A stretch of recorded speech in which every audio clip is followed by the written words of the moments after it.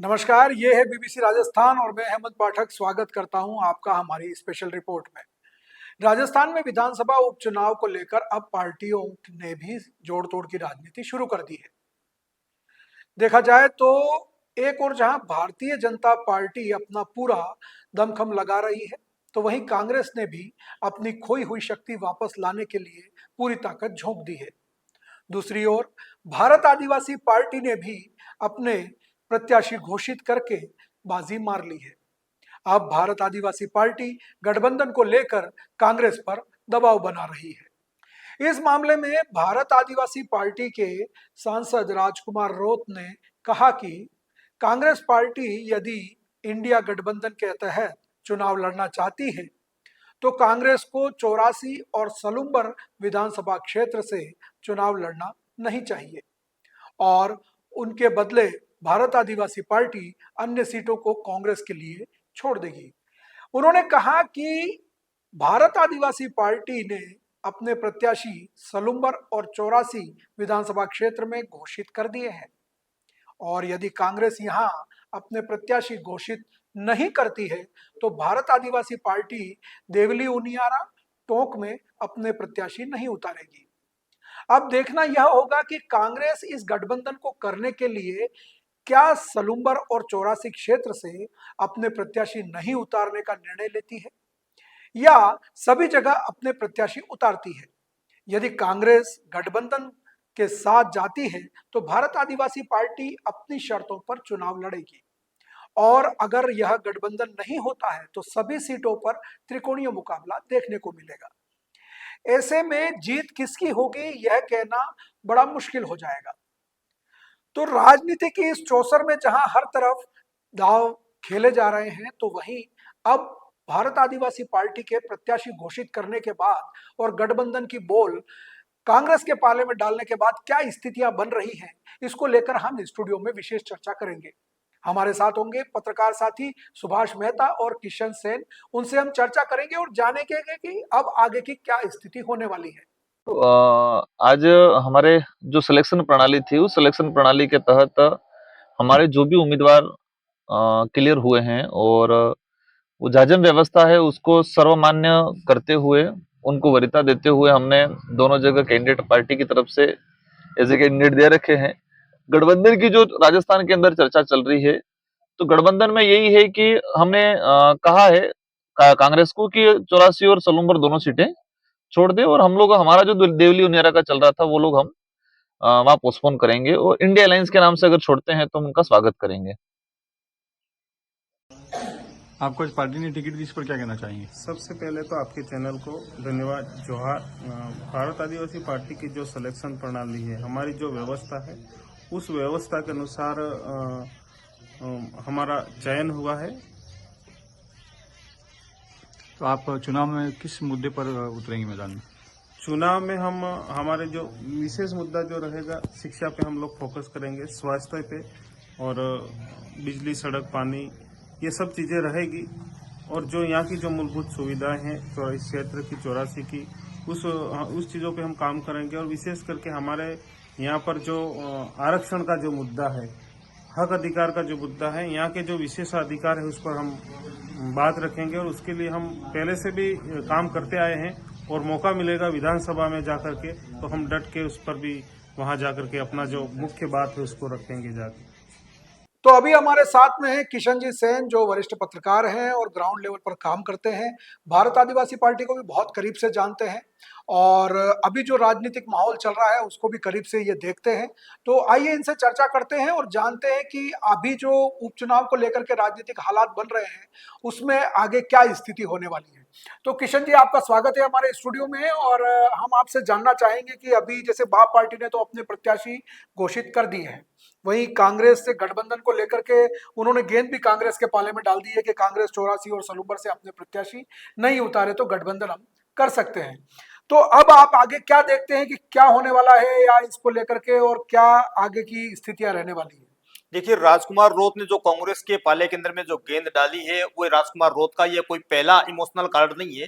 आप लोकसभा के अंदर में भी देख सकते हो कि लोकसभा के अंदर में जैसे ही कांग्रेस ने अपने उम्मीदवार की घोषणा कर दी थी, इसके बाद राजकुमार रोत अपने ऑफिशियल ट्वीट करते हैं कि कांग्रेस अगर भला चाहती है तो वह बीजेपी का साथ दे, यानी इंडियन अलायंस के साथ गठबंधन करे और एक बार फिर से राजकुमार रोत ने भले ही अपने उम्मीदवार उतार दी हो, अनिल कटारा को 84 से उतारा हो और जितेंद्र कटारा को है वो सोलंपुर सीट से उतारा हो, लेकिन दोनों उम्मीदवार घोषणा करने के बाद में राजकुमार रोत ने जो ये बयान दिया वो अपने आप के अंदर में बड़ा बयान जिसे कहा जा सकता है कि राजकुमार रोत को यह पता चल गया है कि कांग्रेस के बिना बीजेपी की जो नैया है वो कहीं ना कहीं पार नहीं हो सकती। इसलिए एक बार राजकुमार रोत, जिसे इमोशनल कार्ड भी कहा जा सकता है, उसने इमोशनल कार्ड खेलते हुए साफ कह दिया है कि अगर कांग्रेस इंडियन अलायंस के तहत हमारे से गठबंधन करती है 2 सीटों पर वह हमें साथ दे और 2 सीटों एक सीट पर हम उन्हें साथ देंगे। तो इस प्रकार के जो कमेंट उनका है उससे एक बड़ा सियासी भूचाल जिसे कहा जा सकता है। इससे एक बात तो साफ है कि बीजेपी के उम्मीदवारों की घोषणा तो उन्होंने कर दी है, लेकिन उनको अभी भी ये डाउट है कि कांग्रेस का अगर साथ नहीं मिलेगा तो कहीं ना कहीं हमारी जो नैया है वो गड़बड़ा जा सकती है और जो राजकुमार रोत की जो विधानसभा में हैट्रिक लगने वाली है वो नहीं लग पाएगी। तो राजकुमार रोत एक बार फिर से इससे इमोशनल कार्ड खेल रहे हैं। नहीं तो क्या उन्होंने जो देवरी उनियारा और टोक का जो लालच दिया है कांग्रेस को कि अगर 84 सलूम्बर में कांग्रेस प्रत्याशी नहीं उतारती है तो देवरी उनियारा और टोक में हम प्रत्याशी नहीं उतारेंगे, तो बीजेपी वहां अपने आप को कमजोर मान रही है बाप पार्टी। देखिए बीजेपी दोनों ही तरफ से कमजोर मान रही है। अगर राजकुमार रोत को यह नहीं लगता कि 84 और सलूम्बर पे कांग्रेस है वो हमारा सहयोग करे और हम वहां से नहीं करेंगे, या टी टोक का जो देवली उनियारा जो सीट है उस पे हम अपना उम्मीदवार नहीं, तो राजकुमार रोत को तो दोनों तरफ से डर है कि मेरा गढ़ कहीं खिसक नहीं जाए। और आपने देखा होगा कि राजकुमार रोत है एक ऐसे युवा नेता है, युवाओं के बीच के अंदर में क्रेज है, लेकिन अब जनता विकास भी मांगती है। विकास अगर नहीं होगा तो जाहिर सी बात है यहाँ पर कांग्रेस, बीजेपी और बीजेपी से जनता का कोई लेना देना नहीं है। जनता सिर्फ विकास चाहती है, तो जनता है वो विकास का फैक्टर खेल के किसी की भी अगर कहे तो खेला कर सकती है जी। नहीं तो जो लोकसभा चुनाव हुए, लोकसभा चुनाव में बीजेपी के लिए कांग्रेस ने और बाप पार्टी ने जो है गठबंधन किया, उस गठबंधन से उनको बीजेपी को हराने में तो सफलता मिल गई, लेकिन जो कांग्रेस को नुकसान हुआ उस कांग्रेस को नुकसान को देखते हुए क्या कांग्रेस इस गठबंधन के लिए राजी होगी? देखिए जब लोकसभा का चुनाव था तब भी स्थानीय नेताओं ने इस बात की नाराजगी जताई थी और अपने आला कमान तक ये संदेश भी पहुंचाए थे, यहां तक कि एक लेटर भी लिखा गया था राष्ट्रीय अध्यक्ष को और कि हम गठबंधन किसी प्रकार से नहीं चाहते। लेकिन जाहिर सी बात यही थी कि राजस्थान के पूर्व मुख्यमंत्री, राजस्थान के अशोक गहलोत जो कांग्रेस के बड़े लीडर है, उनकी सरकार बचाने के अंदर में राजकुमार रोत की अहम भूमिका थी। तो कहीं ना कहीं राजकुमार रोत का एक एहसान जिसे कहा जा सकता है और अशोक गहलोत ने अपना एहसान कहीं ना कहीं उतारा। लेकिन अब एक बड़ी चुनौती है, क्योंकि हाल ही के अंदर में आपने देखा होगा कि कांग्रेस के जो प्रदेश अध्यक्ष है गोविंद सिंह डोटासरा, उन्होंने ये साफ कह दिया था कि कहीं ना कहीं अब हम गठबंधन नहीं करेंगे और ये जो होना था वो हो गया। तो इससे सियासी पंडितों ने तो ये पहले ही हवा दे दी थी कि इस बार है वो कहीं ना कहीं गठबंधन जैसी स्थिति नहीं होगी और ये जो तस्वीर है वो सामने दिख रही है और राजकुमार रोत को एक बार फिर से इमोशनल कार्ड खेलना पड़ रहा है। हाँ, क्योंकि लोकसभा चुनाव के बाद में कांग्रेस जो है वो अपनी ताकत लगातार खोती जा रही है और अब ये उपचुनाव एक ऐसा मौका है जहां कांग्रेस अपनी ताकत को फिर से दिखा सकती है, अपने संगठन को एक कर सकती है, अपने कार्यकर्ताओं को सक्रिय कर सकती है चुनाव के क्षेत्र में और फिर से पार्टी को खड़ा करने की कोशिश कर सकती है। तो अगर ये गठबंधन होता है या नहीं होता है तो अपन अभी जो स्थिति है उसके हिसाब से ये समझें कि बीजेपी जो है वो ताकतवर पार्टी हो गई है और इसी के डर से ये गठबंधन का खेल खेला जा रहा है। बिल्कुल जाहिर सी बात है, राजकुमार रोत को भी ये साफ तौर पे पता चल गया है कि मैं आदिवासी कार्ड कितने दिन खेलूंगा, क्योंकि जनता विकास चाहती है। रही बात राजस्थान के अंदर में भारतीय जनता पार्टी की सरकार है, केंद्र के अंदर में भारतीय जनता पार्टी की सरकार है। आपने पहले भी देखा होगा कि डूंगरपुर के अंदर में जब आपने इसके पंचायती राज का चुनाव था और जिला प्रमुख की बारी थी, तब बीजेपी को दरकिनार करने के लिए कांग्रेस बीजेपी एक हुई। हो सकता है वो फैक्टर अभी भी चला जाए, लेकिन एक बात तो तय है कि राजकुमार रोत जिस प्रकार से बढ़ रहे हैं और कांग्रेस की जो गति है वो धीरे धीरे खत्म होती जाएगी, क्योंकि कांग्रेस हमेशा से वहां का गढ़ रहा था। कांग्रेस ने 7 बार जो 84 है उसको जीता था, 3 बार भारतीय जनता पार्टी ने जीता था और 2 बार अगर कहें तो बीजेपी ने, एक बार बीटीपी ने, एक बार बीजेपी ने। तो राजकुमार रोत के लिए भी एक बड़ी चेतावनी है और भारतीय जनता पार्टी के लिए चेतावनी है। लेकिन कांग्रेस इसके अंदर में कहीं ना कहीं जो निर्णायक की भूमिका है वो निभाने की यहाँ पर पूरा अगर प्रयास करती है तो साफ तौर के अंदर में यहाँ पर भारतीय जनता पार्टी को इसका फायदा होगा। दूसरी एक छोटी सी अगर आपको और मैं बात कहने की बात पूरी कोशिश करूंगा, क्योंकि बात है आपकी बात लंबी हो रही है, लेकिन ये बात कहना भी जरूरी है कि बीजेपी की ओर से जो 3 उम्मीदवार उतारे गए थे, सबसे ज्यादा किसी का नाम अगर चल रहा था वो पोपटलाल का चल रहा था। लेकिन पहले भी इसके जो सिलेक्शन प्रणाली है उसको लेकर विधानसभा के अंदर में कई उम्मीदवारों के नाम काट दिए गए थे, तब भी सवाल बीजेपी के जो आला कमान है उन पर उठाए गए थे। लेकिन एक बार फिर से सिलेक्शन प्रणाली यहाँ पर देखने को मिली और पोपट का जो नाम यहाँ पर काटा गया, जो उम्मीदवारी दावेदारी जता रहे थे, एक कुछ साथी अन्य भी थे, तो हो सकता है वो किस प्रकार का फैक्टर खेलते हैं, तो वो फैक्टर भी कहीं ना कहीं भारतीय जनता पार्टी के लिए कारगर साबित हो सकता है। तो आपको लगता है कि 84 सलूम्बर और या दूसरी जगह जहां पे बीजेपी पार्टी चुनाव लड़ रही है, वहां पे बागी उम्मीदवारों का भी खतरा उनके लिए बना हुआ है? बिल्कुल, बागी उम्मीदवारों का खतरा तो आपको कहूं तो कांग्रेस के की मैं बात नहीं करूंगा, लेकिन बीजेपी और बीएपी दोनों के अंदर में भी बागियों का खतरा है, क्योंकि बीजेपी के अंदर में भी यही हाल है। बीजेपी के अंदर में भी एक काफी लंबे उम्मीदवारों की लिस्ट है, लेकिन बीजेपी के आला कमान तय करते हैं, और अगर अब जो बागी है उनको मनाने के अंदर में अगर भारतीय जनता पार्टी कहीं ना कहीं सक्षम हो जाती है, तो ये भारतीय जनता पार्टी के लिए कहीं ना कहीं अपने आप के अंदर में एक रोचक कहानी जिसे कहा जा सकता है। बैकफुट पे जो गई हुई भारतीय जनता पार्टी है वो वापस अपना फैक्टर खेल सकती है और एक बार फिर से 84 के ऊपर में अपना कदम लहराती हुई नजर आ सकती है।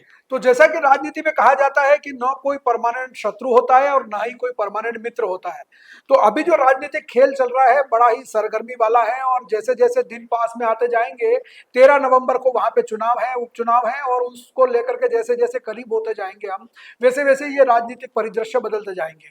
हमारे साथ में बहुत जल्दी हमारे एक और पत्रकार साथी स्टूडियो में होंगे, हम उनसे भी चर्चा करेंगे और जानेंगे कि बीजेपी जो है वो अब इस पूरे माहौल को लेकर के क्या करने जा रही है।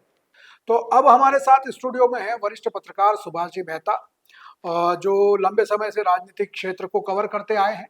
अभी आपने जैसे कि देखा, किशन जी ने बताया कि भारत आदिवासी पार्टी और कांग्रेस के गठबंधन को लेकर के क्या खेल चल रहा है, तो वहीं भारतीय जनता पार्टी जो है वो अब अपनी क्या रणनीति बनाएगी, उसको लेकर के हम जो है वो सुभाष जी मेहता से चर्चा करेंगे।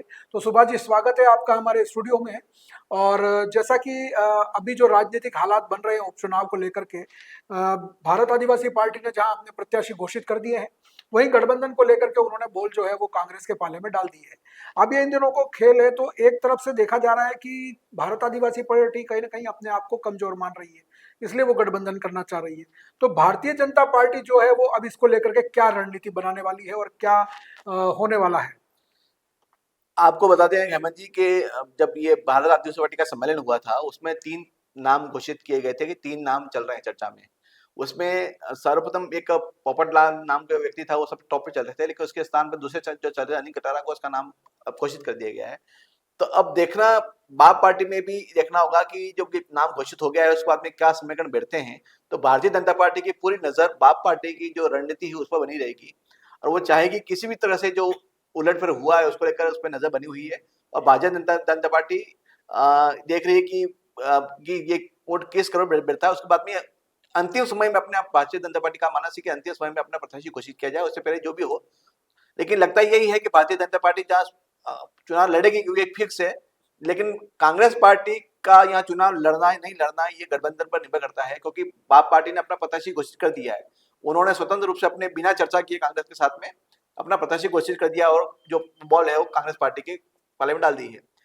जब लोकसभा चुनाव हुए थे तभी उन्होंने कहा था कि भाई हमको तो जरूरत नहीं है, कांग्रेस को जरूरत है, तो उन्होंने हमारे साथ गठबंधन किया। और जब जीत गए तब भी कहा था कि हमने तो कोई बात नहीं की थी, कांग्रेस पार्टी को गठबंधन की जरूरत थी तो उन्होंने की था, तो हम तो स्वतंत्र से लड़ेंगे।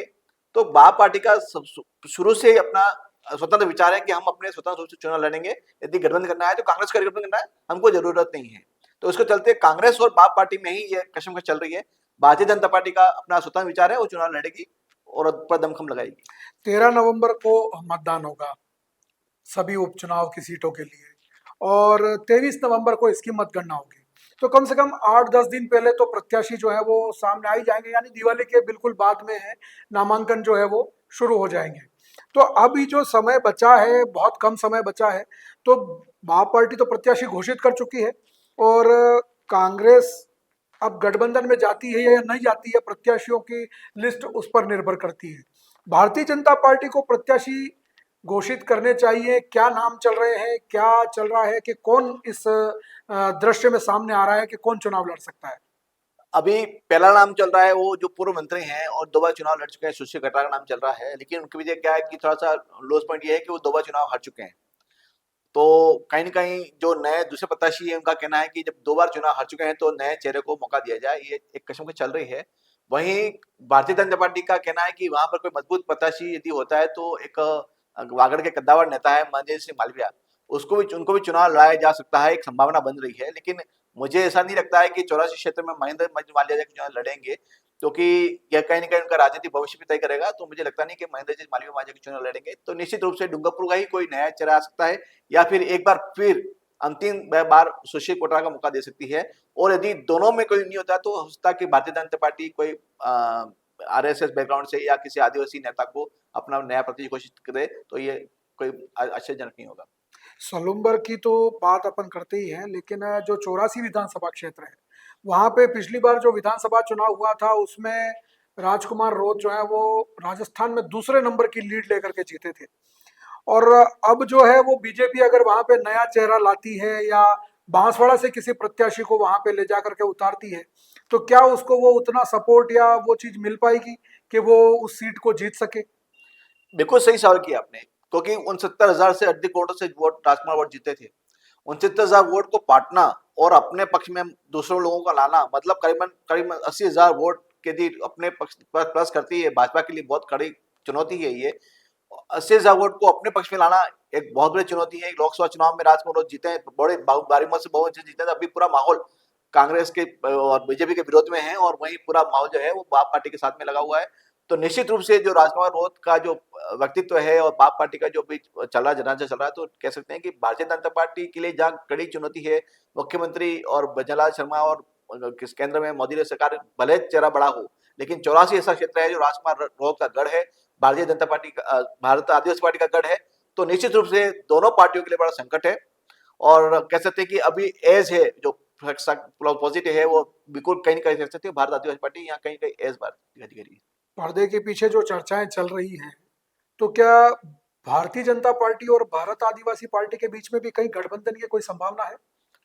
मुझे नहीं लगता ऐसा कि भारत आदिवासी पार्टी ने जब कांग्रेस के साथ गठबंधन किया तो कांग्रेस पार्टी को काफी नुकसान पहुंचाया है, और कांग्रेस पार्टी के कई पदाधिकारी छोड़ के इस गठबंधन के विरोध के चलते भारतीय जनता में शामिल हो गए।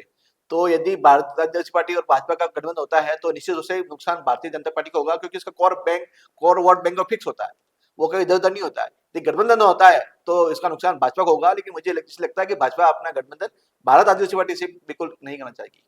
जहां तक अपन प्रत्याशियों की बात करें तो बाप पार्टी ने तो प्रत्याशी घोषित कर दी है जी अब वो तो प्रत्याशी वापस लेने से रही, जी समझौता कांग्रेस के पक्ष में डाल दिया है जी कि वो सलूम्बर और 84 से प्रत्याशी नहीं उतारे तो हम देवली, उनियारा और टोंक में प्रत्याशी नहीं उतारेंगे। जी।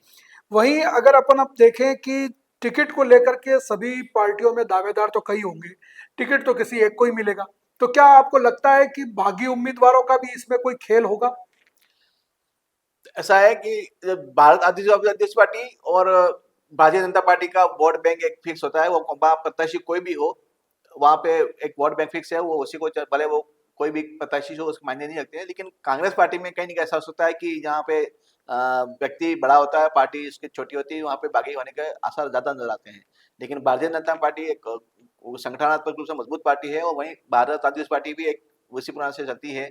तो कांग्रेस में यदि सही तरह से टिकट बंटवारा नहीं हुआ, तो कहीं न कहीं वहां पर बाकी देखे जा सकते हैं। लेकिन कांग्रेस पार्टी कहीं कोई जो स्थानीय नेता वो भी चाहते नहीं है कि भारत आदिवासी पार्टी से गठबंधन हो। तो यदि गठबंधन होता है तो हो सकता है कि कांग्रेस पार्टी में और विरोध हो जाए इसका। जबकि कांग्रेस के प्रदेश अध्यक्ष तो कह चुके हैं कि हमें गठबंधन की जरूरत ही नहीं है और इसलिए जो है वो का बीएपी से गठबंधन नहीं करेंगे। लेकिन अगर मान लो गठबंधन होता है और बीएपी चुनाव लड़ती है और इधर बीजेपी जो है वो अपना सुशील कटारा को या किसी और बाहर के नेता को टिकट देती है, तो वहां बागी होने के चांस कितने हैं? जी, आप कह सकते हैं जैसे कि लोकसभा चुनाव हुए थे, तब कांग्रेस पार्टी के स्थानीय नेताओं ने कहा था कि हमको यहाँ पे गठबंधन नहीं करना है। उसके बावजूद भी प्रदेश स्तर पर और राष्ट्रीय स्तर पर आप पार्टी के साथ गठबंधन हुआ, और कांग्रेस पार्टी को अपना प्रत्याशी घोषित करने के बावजूद भी उसको विरोध निषेध किया गया, काफी बवाल हुआ। वहीं बात करें बीजेपी की, तो बीजेपी में एक सिस्टम बना हुआ है, वहाँ पे जो प्रत्याशी घोषित होने के बाद में उसके कोई मायने नहीं होते हैं। बीजेपी का जो कमल निशान है वही प्रमुख चेहरा होता है, मोदी एक चेहरा है। तो वहां पर बागी होना मतलब अपने आप की राजनीतिक जो जीवन है उसको खत्म करना होता है। तो मुझे नहीं लगता कि वहाँ पे कोई बागी ऐसा हो सकता है, और भारतीय जनता पार्टी जिसको भी प्रत्याशी बनेगी उसके साथ में पार्टी खड़ी रहेगी। तो जैसा कि आपने सुना, सुभाष जी ने हमें बताया कि बीजेपी जो है वो अपने प्रत्याशियों को एन समय पर घोषित करेगी, तो दूसरी ओर भारत आदिवासी पार्टी ने प्रत्याशी घोषित करके राजनीतिक बढ़त तो हासिल कर ली है और साथ ही कांग्रेस अब जो है वो किंग करते हुए मूड सी है कि क्या करे और क्या ना करे, गठबंधन में जाए या अपना स्वतंत्र प्रत्याशी खड़ा करे। क्योंकि विधानसभा चुनाव की स्थिति देखें तो पिछले 2 बार से कांग्रेस वहां पे तीसरे नंबर की पार्टी रही है। तो ऐसे में कांग्रेस अपने आप को या तो मजबूत करना चाहेगी तो अपने प्रत्याशी उतारेगी, और अगर गठबंधन में जाना चाहेगी तो उसे सभी सीटों पर त्रिकोणीय मुकाबला झेलना पड़ेगा। वहीं भारतीय जनता पार्टी जो है वो बहुत जल्दी अपने पत्ते नहीं खोलेगी और जो दिवाली के बाद में हो सकता है उनके प्रत्याशियों की लिस्ट आ जाए। तो देखते हैं आगे क्या राजनीतिक हालात बनते हैं और ये उपचुनाव को लेकर के हम आगे आपसे फिर मिलते रहेंगे। तो उपचुनाव को लेकर के ये जो राजनीतिक हालात बन रहे हैं इनको समझना आसान काम नहीं है। बड़े बड़े राजनीतिक विशेषज्ञ और बड़े बड़े चुनाव के विश्लेषक भी इसका अंदाजा नहीं लगा सकते कि आखिर चुनाव में होगा क्या। आप जैसे देखते ही हैं कि जो प्रिडिक्शन होते हैं उनसे कई अलग परिणाम आ जाते हैं, लेकिन कई बार क्या होता है कि एक सामान्य व्यक्ति भी इस बड़ी गंभीर समस्या का हल निकाल लेता है। तो अगर आपको भी लगता है कि इस राजनीतिक परिदृश्य में आपके पास कोई समाधान है, गठबंधन होना चाहिए या नहीं होना चाहिए, या किस पार्टी को क्या करना चाहिए, तो अपनी राय हमें अवश्य बताएं। हमारे YouTube चैनल पर जाकर आप हमें अपनी राय हमारे कमेंट बॉक्स में दे सकते हैं। हम उन राय को आपके साथ साझा करेंगे।